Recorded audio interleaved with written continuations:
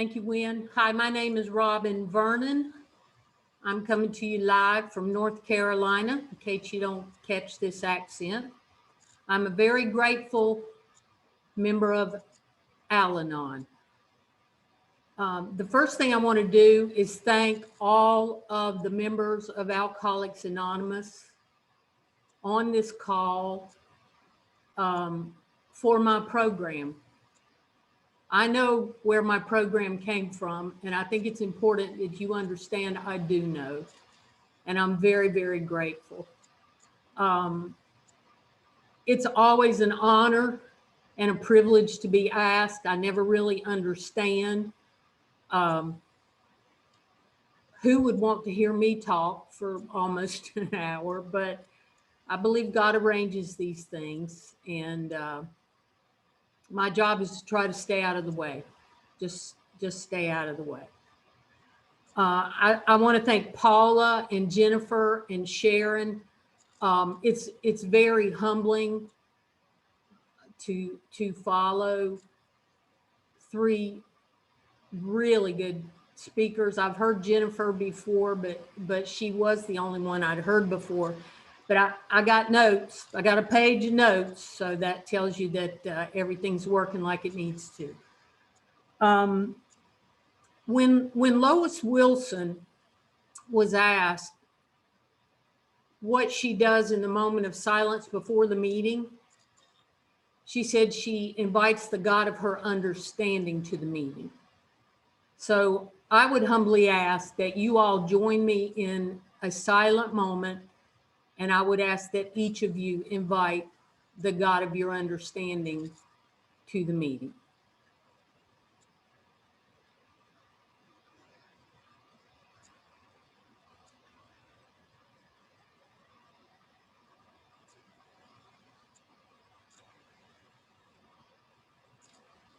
Amen. Thank you. Thank you. Okay. Again, I want to thank Wynn. She's been a great host. I want to thank the committee. It's a great honor to be asked. I see a few people that I know in the crowd. Been fortunate to meet Polly and Cindy and Jennifer, like I said, and it's great to see some old friends and a lot of new friends. And I appreciate you all being here. My home group is the Help and Hope Al-Anon Family Group. We meet at 5 p.m. on Saturdays. We are a step study group. I want to tell you a little bit about my family of origin. My mom and dad were teetotalers. As far as I know, neither of them ever had a drop of alcohol. And I come from a Southern Baptist home. I'll just let you know up front, in case you don't know, that drinking is a sin. Okay, I mean, that's the kind of family I was raised in. Okay, and I will tell you, Sharon, that I too could be defiant, rebellious. Well, I always call it rebellious. I think it's the same side or different sides of the same coin, but. Anyway, you know, as soon as they said drinking's a sin, don't ever do it, I could not wait to arrange it. You know, my mom liked to tell the story of me standing at 3 years old, wagging my finger. That's the Al-Anon handshake, by the way, at my Aunt Pauline, who was the disciplinarian in our family, and telling her, 3 years old now, you are not the boss of me. And, you know, that caused me problems, and it can still cause me problems today. However, once I'd been here a little while, come to find out that I have family members on both sides of my mom and dad's family, both sides for generations back, terminal alcoholics. And my mom and dad each had an alcoholic in their family of origin. So they were affected by the family disease. And that means I was affected at birth through them. And I call it the isms of alcoholism. And for me today, that stands for internal spiritual malady. And I know you all know about that because I read it in your book. You know, I'm in that book. Now, I'm not an alcoholic. It is not for lack of trying. I need to let you know. It's just I don't have the allergy, you know, and I honestly, I'm very grateful. As hard as just staying in Al-Anon has been, I don't know that I would have had what it takes to become a sober member of Alcoholics Anonymous. But that internal spiritual malady, you know, that's an effect of the disease of alcoholism. I am the oldest of 4 girls. All 4 of us married an alcoholic. Now we are well beyond fluke and coincidence into pattern there. And I do believe that we were all attracted to an alcoholic because we were affected by the family disease. And, you know, I didn't know any of this when I came into Al-Anon with an alcoholic husband. David was my primary qualifier when I got here. And I want to tell you about our first date, and that'll give you just a little bit of an idea. We were juniors in high school. He invited me to a party. We went. I thought we had a great time. He was driving me home, scared me to death, driving me home. I was grateful to be in the driveway alive, and he asked me out for the next day. And I said, yeah, sure. Okay, now there's your first little you know, perhaps someone not affected by the disease, the family disease, would have said, whew, that's all I needed, you, thank you. But no, I mean, he was very attractive. He certainly was not boring. One of the finest men I've ever met. So the next day came, and our date time came and went. And turns out David was in a blackout when he drove me home and did not remember asking me out. He called me later that next day, and I blessed him out and hung the phone up on him. And 15 minutes later, the doorbell rang, and there he stood, and he said, do you want to go to Tanglewood? And I said, let's go, let's go. And we were off and running. So David and I did not fall in love. We fell in sick. And then we learned to love each other in a very, very special way. We were married at 23. And at 29, he had walked out on a really, really good job at R.J. Reynolds Tobacco Company that he had worked years to get. He had walked out, and he'd gotten a really good new job. I found him drinking beer in the shower at 7 a.m. before the new job. And I was like, oh, this is not working for me. I'm done. I'm out. But what I did was kick him out of the house and change the locks. Okay. I don't know how to do anything else. You know, if something offends you, someone, what you do is you amputate them. You know, I didn't know anything about detachment. I knew about amputation. So I amputated him from the house. I do not recommend that. I detached with anger. And it was a few weeks later, he called me from a treatment center. And I was quite shocked that he was there. I later found out his brother, who was a police officer, had taken him on his birthday to treatment. And he said, I'm exactly where I need to be. Would you like to come to a special meeting here for the family? And I said, what kind of meeting? He said, Al-Anon. And I said, what's that? He said, well, that's where the family goes to recover when we go to AA to recover. And I said, recover what? I wasn't aware that I'd lost anything other than a drunken husband, which I was happy to be rid of. So he was the first person to invite me to Al-Anon. And in my mind, I knew he was the problem. I didn't have a problem. So I refused to go. And I will tell you that was 9 years before my first Al-Anon meeting. I watched him.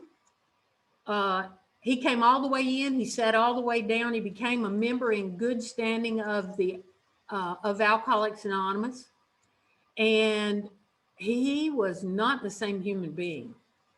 And I really liked what I saw. I mean, honestly, I didn't know him as this person, but he was even better than the sort of crazy guy I married. And so over a period of time, we reconciled, and we purchased a new home. Took us 2 years. We moved it. We remodeled it. We have something in Al-Anon called the 3 C's. Okay. I did not cause it. I cannot cure it, and I cannot control it. And the first time I heard that, I thought, I never thought that I caused this thing. And in working my steps, I remember there's a lot about our previous life prior to recovery that I don't remember, because I medicated with a lot of things, just like he did. And honestly, I did it to get me out of me, which is sort of the same thing, but I didn't have the allergy. But I remember in that house, I've got a walk-in closet. All my shoes are lined up really, really neat on shelves. I'm going to cook meals. I'm going to cook dinner every night. I have a new job. I make more money. I'm going to keep this job. And the subconscious thought after each one of those things was, and he won't have to drink, and he won't have to drink. So on a subconscious level, I did feel like I caused David's alcoholism. There's a 4th C that I had. I didn't cause it. I can't control it. I can't cure it, but I sure did know how to contribute. I sure did know how to contribute. And I did that with my mouth, with my attitude, which was horrible. I was very, very angry. And, I like what Sue D talks about, longtime Al-Anon member. She talks about the little man that came to 12th step her husband. And as he was taking Keith out the front door to his first AA meeting, he turned around and wagged a finger in Sue's face and said, "You're just as sick as he is. And he cannot stay sober coming home to an old idea." So, I proved that in my house. David was sober for 7 years. And I remember very clearly, probably started about 4 or 5 years in, saying, "Why are you still going to those meetings? You've not had anything to drink for 4 or 5 years. Why are you still going? Why are you still hanging out with these people?" I had no idea, being totally ignorant, didn't know anything about the disease of alcoholism. I had no idea that his life depended on his going and hanging out with you people. So relapse came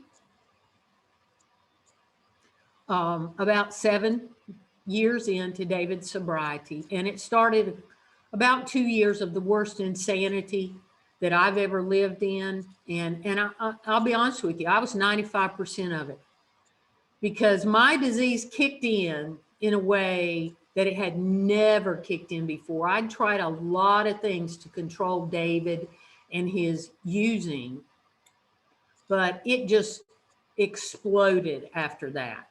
Exploded. And I did a lot of search and find. He had a duffel bag in the basement.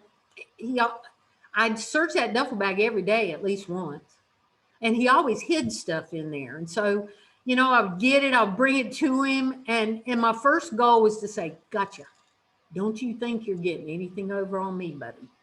Like, I got a handle on this." That illusion of control that is vital to my disease.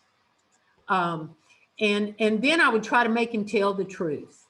And I'm sure you all know how you can tell an active alcoholic is lying, okay?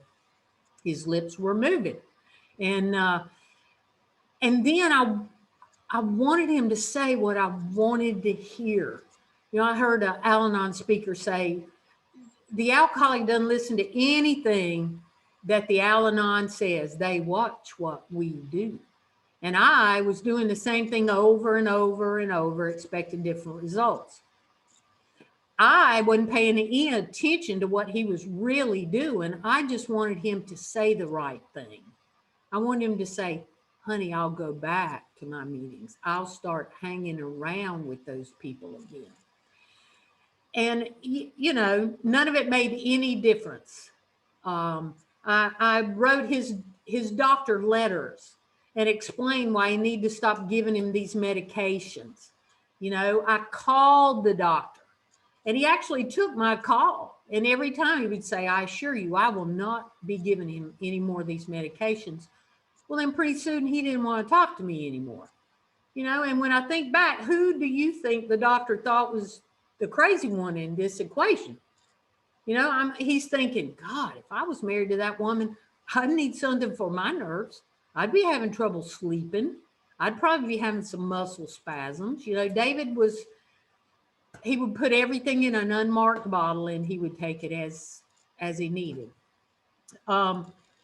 You know, at this point, I'd started having some symptoms myself. I was having some jaw pain and some ear pain. I'd go back and forth between the dentist and the doctor. You know, my ears hurt and your ear looks fine. Do you grind your teeth? Nope. Don't grind my teeth. I go back to the dentist. Your teeth look okay today. Do you grind your teeth? No, I do not grind my teeth. Back to the doctor. Your ears look fine. Are you sure you don't? I do not grind my teeth.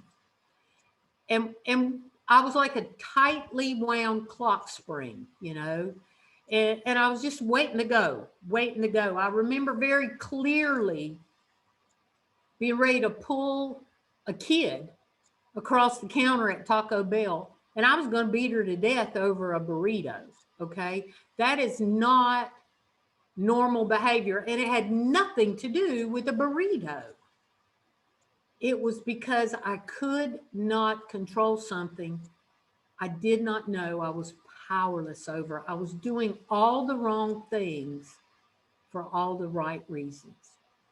And thank goodness I ran out of good ideas.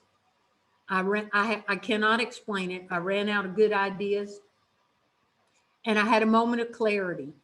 And the only reason I know what day it was my daddy's birthday, December 29th of 1992. And I heard David down in the basement in a 30-gallon trash can. He was not in the trash, which was over by the door. He was in the backside of the basement. And I knew he kept a container full of bird seed.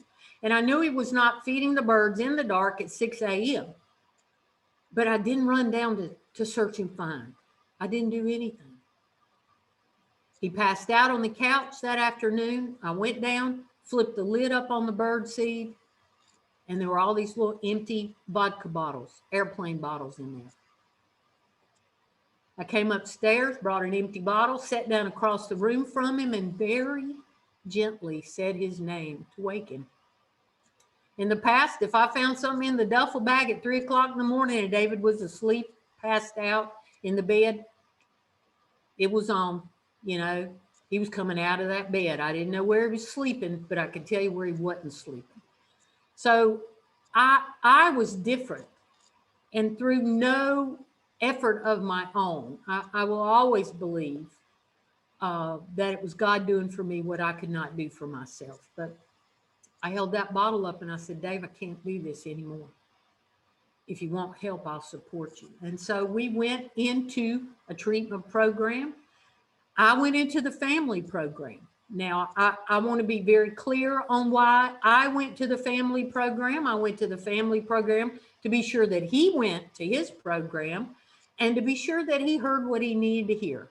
And I actually told him what that was all the way home every evening. So there was nothing wrong with me, still nothing wrong with me. And I remember talking about all these people in the room You know, as soon as I got through telling him what he needed to hear, I'd be talking about the people in the room, and you know, talking about him and them. I don't get any better talking about him and them, but I didn't know that. Okay, so they put all of us together in this room, the family members and the patients. They gave us these notebooks. The same counselor was in there. We were in there 4 hours every night. It was horrible, crazy, squirrely bunch. And the third night, the counselor said, turn to page 47 in your notebook. So I very perfectly turned to page 47 in my notebook. I look over and David is struggling. So I reach over to help him get to page 47 in his notebook. And when I looked up, that counselor was sitting right in front of me, and the look on his face, as soon as I saw it, I knew that's the same look I had on my face all the way home, talking about how sick everybody else in that room was. Because I was holding a magnifying glass. And my mind opened just a crack. And I thought, I don't think I'm okay. I don't think I'm okay. You know, David was an intelligent man. He knew what a 4-7 looked like. Coincidence that they took us to our first meetings that night? I think not. They loaded us in a van and they took me to my first Al-Anon meeting. And, you know, I've heard people talk about tribes. I've heard about finding the mothership. Oh my God. I didn't get here too early. If I'd come when David asked me to, I would have. But when I walked in that room and I heard them share, and a lot of them were talking about the secrets I'd been keeping for years. I came home. It was just like coming home. I fit in Al-Anon like I have never fit anywhere in my life. And I started for the first time ever, without even knowing it, following good, orderly direction. I never listened to anybody, coach, teacher, Sunday school teacher, parent, babysitter. I gave them pure hell if they tried to tell me what to do. But I got here right on time. I was so sick and tired of being sick and tired. They said, get a sponsor. I got a sponsor. Now, she was not the one I had picked out. She was a fairy princess, but that's okay. She had what I needed. She was a black belt Al-Anon, and I will never forget the first suggestion she made to me. She said, it would probably be a good idea if you didn't say anything to David that was judging, accusing, or blaming. Jab. I was willing to go to any lengths. I went home. I held everything up to that before it came out of my mouth. Is it judging? Is it accusing? Is it blaming? All communication on my part ceased. And I did not know until right then that everything I'd said to this man for years was judging him for something, accusing him of something, or blaming him for something. That's how distorted my thinking was. I felt like everything that was wrong in my world was David Vernon's fault. You know, and that's not reality. That was not reality, and I knew it. I knew it. And so I began, I didn't do a very good job of it at first, but I began to put down the magnifying glass and tried to pick up a mirror, okay? I went to my sponsor and I said, we have a communication problem at my house. What can I say? And she said, you can say it if it's loving, true, and necessary. But it has to be all three. Well, that was the kicker. I could surely get true and necessary, you know, because my job was to tell him the truth about himself, but I couldn't get loving because, to be honest with you, I had a murderous heart. I really did. I had no respect for David. I felt no love for him at that time. I just had total disdain for him. Look what he's doing to me. You know, that this is the Al-Anon salute. Okay. Look what he's doing to me. You know, and martyrdom was a character defect that I didn't have. Okay. But of course I had it in spades. We have something called the 5 M's: managing, manipulating, martyring, meddling. Okay. Mothering. Now, I didn't do any mothering, but those are not things an Al-Anon member needs to be doing. Okay. So there was not a lot of communication in the beginning. My sponsor put me to work working these steps. And, you know, I thought there's only 12 of these. What's the big deal? I didn't really understand why she'd been here for 25 years.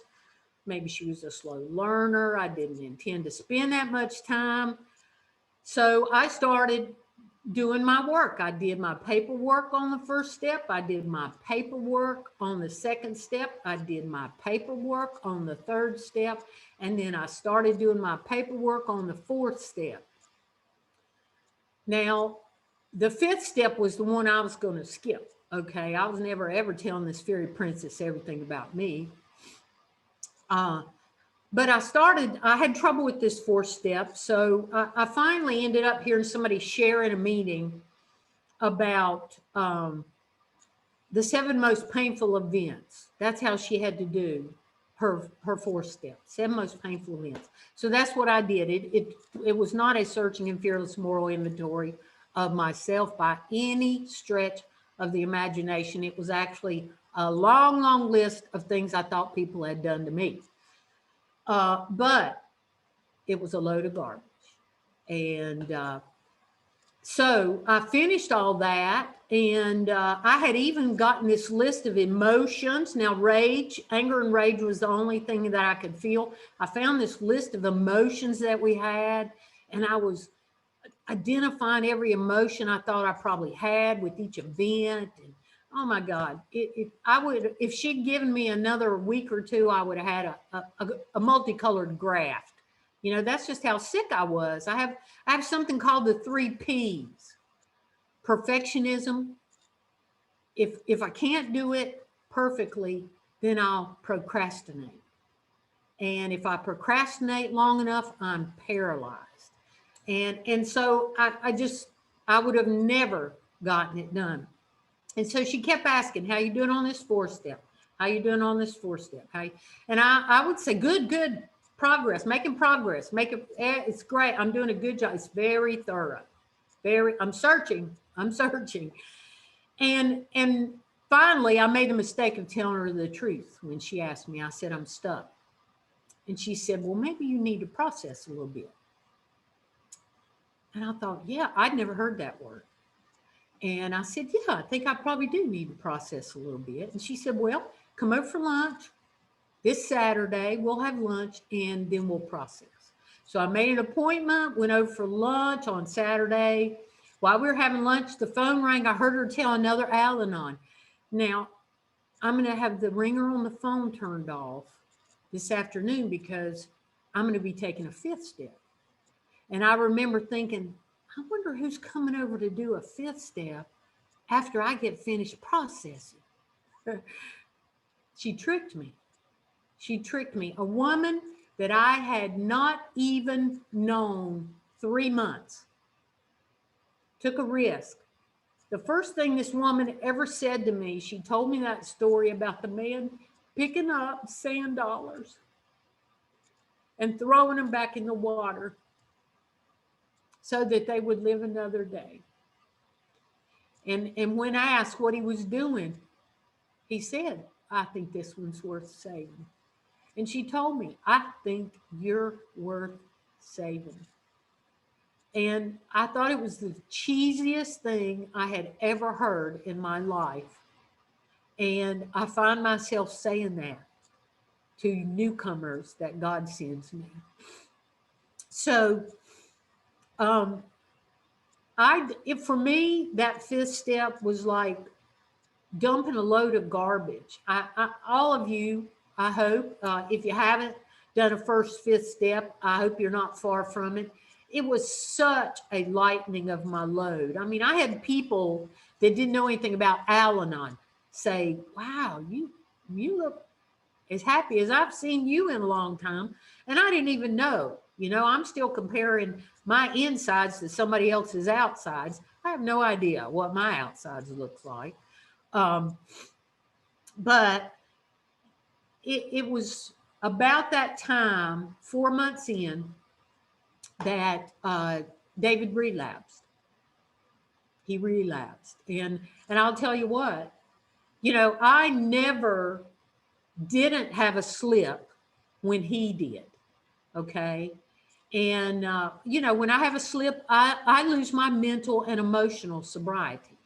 That's what happened. And I run amok. You talk about self-will run riot. I run amok. I am as selfish and self-centered as you can be. And it is all about me. And I remember telling her, he is drunk. I've come home. He is drunk. Look, I cannot believe it. Again, it was all about me. I'm going to a meeting every night, sometimes two. I have a sponsor. I'm working this. Look, I am doing all of this. And he's drinking again, which tells you that I still hold a magnifying glass. And so I said, what do I do? What do I do? And she said, you treat him like an honored guest in your home. And I remember saying, come again. She said, you treat him like an honored guest in your home. And I just couldn't believe it. And I don't know how good a job I did. I was really crazy when he was drinking. And she eventually said, because she could probably tell I wasn't going to make it. I don't remember how far into it, but I chose to leave my house and go to her house for a week, just because I wasn't handling it well. I had some tools, but not enough tools. And I came back at the end of that week, and I was different. I want to talk a little bit about making the transfer on that first step. I'll be honest with you. All of these months, for 4 months, having done my first step work, I was giving David the name and number of an AA sponsor I had picked out for him. Well, that's not exactly what they recommend. But that tells you I had to switch from trying to control his disease to trying to control his recovery. And he was clearly as bad as he had ever been. His disease had progressed in these 4 months of not drinking. And I thought, I'm going to give him that number one more time. And he'll get it this time. He'll make the call. Because every time I asked him, he would say, no, hadn't called him. And so I wrote Ray's number, who actually, he was my sponsor's husband. Absolutely an ulterior motive there. I was looking for an information exchange, because that need to know is a need to control. Yes, most definitely. And if I had to use one word to describe my disease, it would be control and that illusion of it. And so I wrote Ray's number down on a sticky note, yellow sticky note. And as I was leaving my house down in the basement, ready to get in the car and pull out the garage, standing beside my car, I handed him that sticky note. And I said, here's Ray's number. Call him. He can help you. He can help you. Because my sponsor she hammered me. You're not qualified to help him. You're not qualified to help him. You're not qualified to help him. I even had an old timer, an AA old timer, across the hall from one of the meetings I went to every week. And he had heard David was back out, and he said, listen, little girl, he said, David has just as much right to drink himself to death as you do to come in and warm a chair in that Al-Anon room. And boy, that pissed me off. That pissed me off when he said that. On a level I understood, and today I know that to be true. So I got in my car. I'm driving over to my sponsor's house. I am raging. Because that's all I know how to do. That's all I know how to do. And about halfway over, I looked down, and that yellow sticky note was on the bottom of my shoe. I don't know how it got on the bottom of my shoe. But I peeled it off, and that's when I knew, not here between these two ears where the committee meets, but in my heart, I'm not qualified to help him. I do not know what he needs. And again, he's doing what he's got to do to get where he's got to go. He's doing what he's got to do to get where he's got to go. I am not qualified to help him. And I put down that magnifying glass, and I really picked up the mirror. I came home at the end of that week. I don't know if he was still drinking or not, because I was holding a mirror. I was holding a mirror. But that's when I made that transfer on that first step. So I want to talk a little bit about making the transfer on the third step. Sometime in this several months after leaving my home and coming back, I came in, I parked my car, I got out, I started up the steps. David was in the basement. I know he's standing at the bottom of the steps. I'm about halfway up. We're having a conversation. I have no idea what it was about. But my disease said to me, and my disease does talk to me, my disease said to me, he's been drinking. You know, you can always tell he's been drinking. And the next thing it said was, and it's in the bird seed. And so I had to go check. I had to go look. And so my sponsor had made it very clear, before you act out your disease, you pick up that phone and you call me. So I called her and I explained the situation. I've come home. I took one look at David. He is very clearly drinking. It is in the bird seed, and I need to go look. And all she said was, Robyn, your higher power is going to let you know what you need to know when it's time for you to know it. See what you need to see when it's time for you to see it. And hear what you need to hear when it's time for you to hear it. And that's all she said. And I, at that point, I already knew better than to talk to her when she was in that frame of Al-Anon mind. Because she was a black belt. She just did not co-sign my BS. You know, she would hang the phone up. So I don't know how many times I talked to her. I know I saw her at a meeting that night. Actually, that was a Thursday. I saw her then. I saw her the following Friday at 2 different meetings. I called her every day because she said I had to, whether I had anything to talk about or not. I don't know how many times we talked about it. It's probably the only thing I wanted to talk about. She just said, your higher power is going to let you know what you need to know when it's time for you to know it. See what you need to see when it's time for you to see it. And hear what you need to hear when it's time for you to hear it. So Saturday morning came. David worked early Saturday mornings. He would go and he would work as a starter at a golf course. He was a big golfer. And he called and woke me up that morning, which didn't make me happy at all. And he said, will you do me a favor? And I said, what? He said, will you feed the birds for me today? And he proceeded to give me specific instructions about going down to that 30-gallon trash can that I wanted to search and feeding his birds.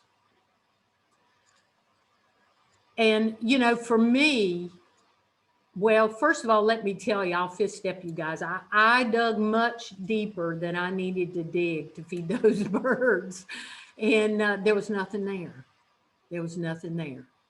You know, my disease was talking to me. And what happened for me, it was like those movies. You used to see movies that had phones. There was a black phone and a red phone on a big desk, and only, you know, the red phone is the hotline. And what happened for me was that red phone rang, and I picked it up, and the God of my misunderstanding said, "You may search the bird seed now." And, you know, that's when I made that transfer on the third step. When I understood that it's not all about what I want. God's not going to give me what I want, but he will give me what I need when I need it. If I am willing to ask, to make that decision and to ask. You know, my friend Carlene would always say, Robyn, my help is in the asking, not in the answers. You know, it's in the asking. And, you know, three answers to prayer. Yes, no, wait a while. Well, I don't practice delayed gratification very well. I'd rather have a flat out no, and let's move on to something else. But sometimes it is wait a while. So November 22nd of 1993, I cooked dinner. I have no idea. God engineered that because David and I did not have meals together. We did not really spend any time much together.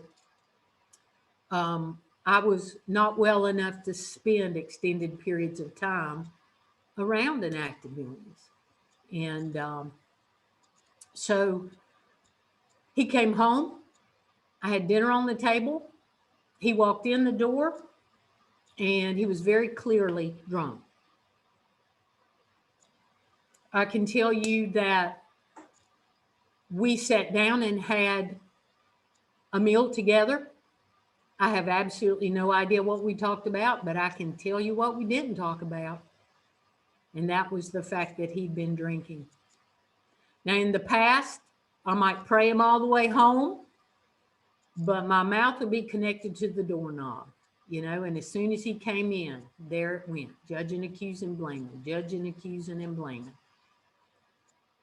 I had learned that it was okay for me to state my truth in recovery, not to make him do something and not to keep him from doing something, but just because I needed to say it out loud to walk away from it. So I was doing the dishes. He's sitting at the kitchen table with this deer in the lights look on his face. And I was praying, God, please let me know when to speak up and when to shut up. And if it's time to speak up, that it be your words.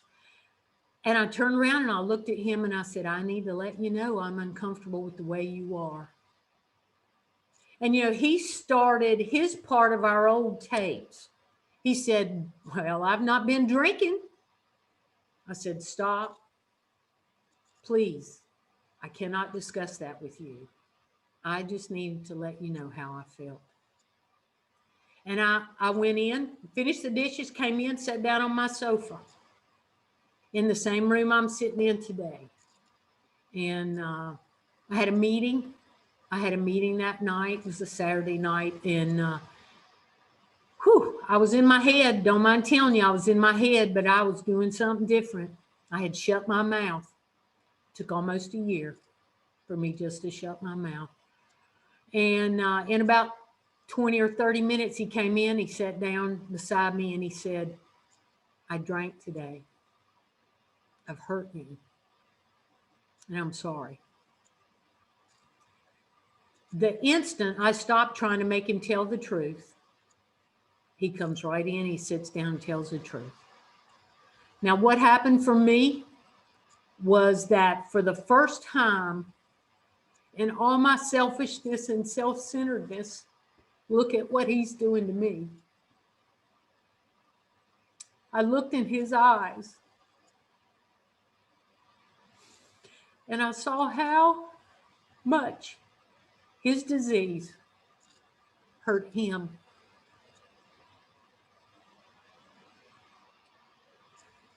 And it was an eye-opener. It was a spiritual awakening for me. I had no idea. And I just told him, David, I love you and I want you to be okay, but I'm not qualified to help you. You know where your help is. And I left and I went to my meeting. I did not know what happened for him until 2 years later. I went to an open AA speaker meeting, and he was the speaker. I didn't even know that. And what he said was, when I came home drunk the last time on November 22nd of 1993, and my wife did not go crazy like she always had in the past, I did not have anything else to look at but me. And I did not like what I saw.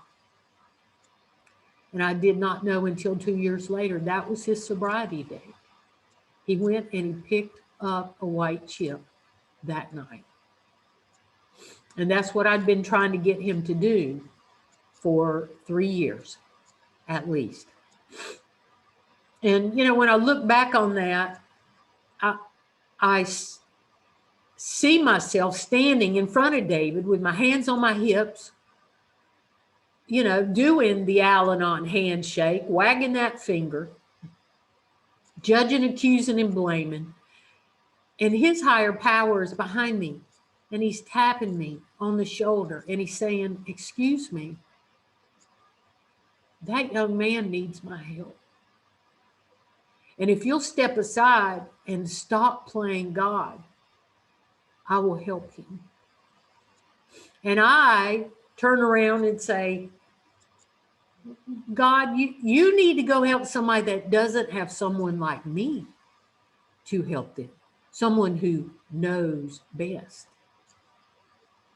You know, that character defect of knowing best, that self-righteousness and self-centeredness, that godlike attitude. And you know, when I stepped out of God's way, God spanked him. And he did, of course, what I certainly could not do. You know, the biggest difference between me and God, he never thinks he's me. He does not get confused about that. I still, today, can get confused and have that godlike attitude.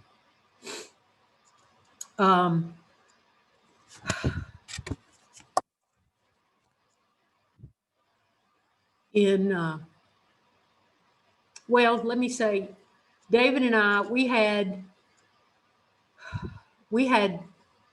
a lot of good years in recovery. We grew together, but there came a time that it was clear that we didn't need to be married anymore. We're soulmates. We loved one another dearly. I mean, he was the love of my life. He was my best friend. But we divorced in '99. And we would still spend time with one another. We would go and have dinner and shoot pool and laugh. Just, you know, he was one of my favorite people in God's world. And in 2009,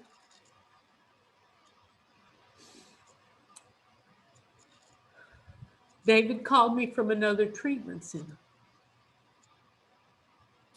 He was a little short of 16 years sobriety.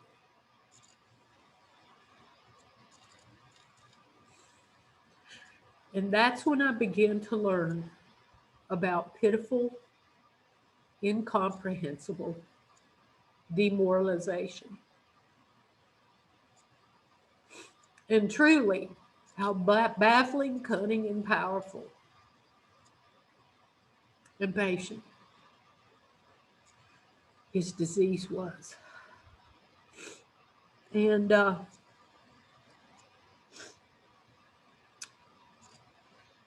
we would still occasionally be able to go out and have dinner and shoot pool.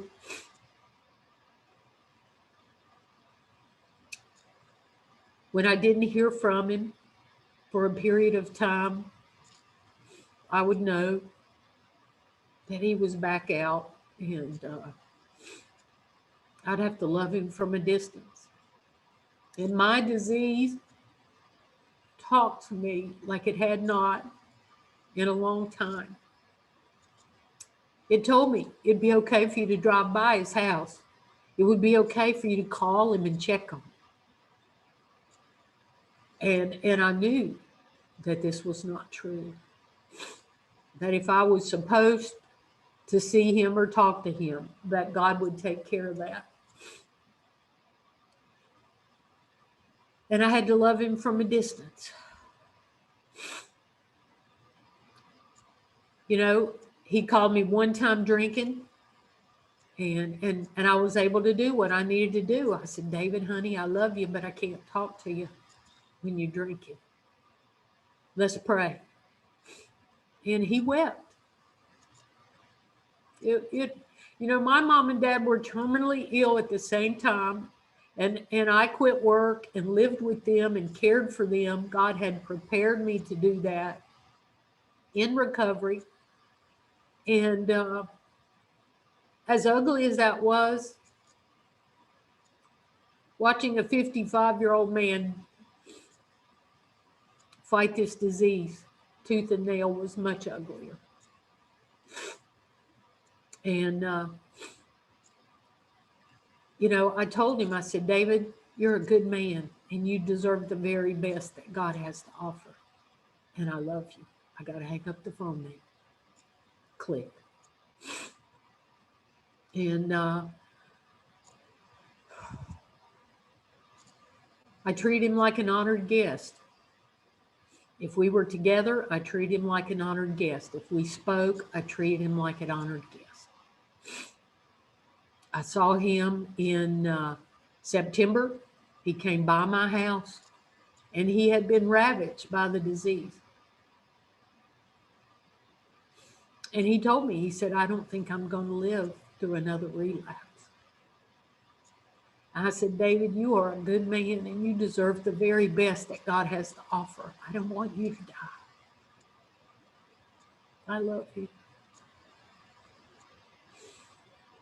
And it was about a month later that a dual member in my group called to tell me that David had died from the effects of terminal alcoholism. Now, the miracle in that is that I had been able to use the tools that were given to me freely in Al-Anon to be part of the solution, not part of the problem. I had taken no more dignity from a fine man. That is my greatest regret in my disease, was the dignity that I took from him, judging, accusing, and blaming. And my last words to him were, I love you. And he was a good man. Whew. So today I'm self-supporting. I'm somebody that had, when I did an inventory, I learned, I had no idea. I learned I had 20 jobs my first 18 years out of high school. Woo. And some of them are still operating, doing it wrong. That knowing best, oh, I can't work here anymore. You guys are not doing it right. I've been fired from a lot of jobs. I don't know how many, but a lot. More than a lot of people have had, I've learned. But anyway, I'm self-supporting. I'm self-supporting. I still own the home that David and I moved and remodeled together. And that's where I sit today. I'm very grateful. I've learned how to have a job and keep a job. I just learned how to go to work. If you want to keep a job, you have to go to work, and you need to go straight. I am now retired. I will tell you, God did for me what I had no idea I really needed to do for myself. I retired December 30th of 1999. I was a medical assistant, a histotech at a medical office, dermatology office. And I was the OSHA coordinator and the infection control coordinator for that office. And, they called me the sheriff for good reason. That for someone who is totally irresponsible, 180 degrees from sick is still sick, okay? So I can swing from totally irresponsible to overly responsible. And the last review I had before I left that job, one of the comments from the owner of the practice was, I'd like to see Robyn be less officious with the other assistants. Well, I had no idea what that meant. I don't know what officious means. So, of course, I Googled. And the first definition was meddlesome. Okay, remember the 5 M's: managing, manipulating, meddling, martyring, mothering. Meddlesome. I was like, oh my God. And then the second definition was offering unsolicited advice. Mind-boggling, and so that began the process there of letting go on a deeper level. One of my friends that worked there, who I dearly love, and she still loves me, we communicate every now and again. She took my place as histotech, actually.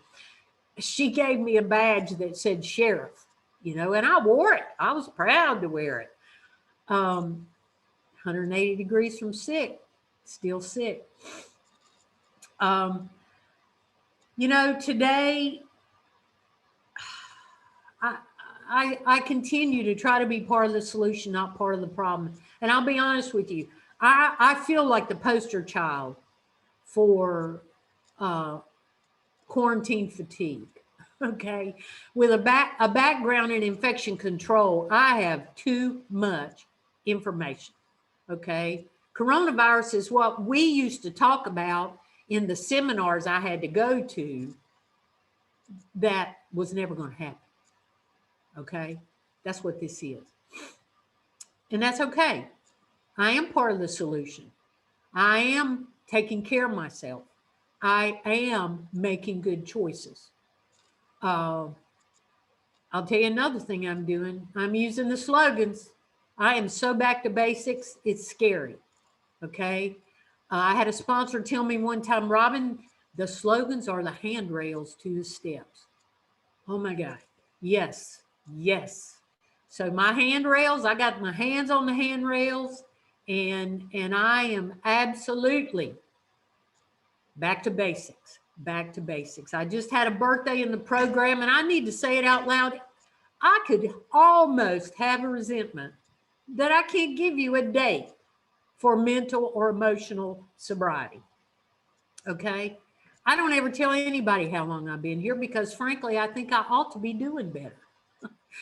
But I just had a birthday, in January 10th, actually. Yeah, about a week ago. And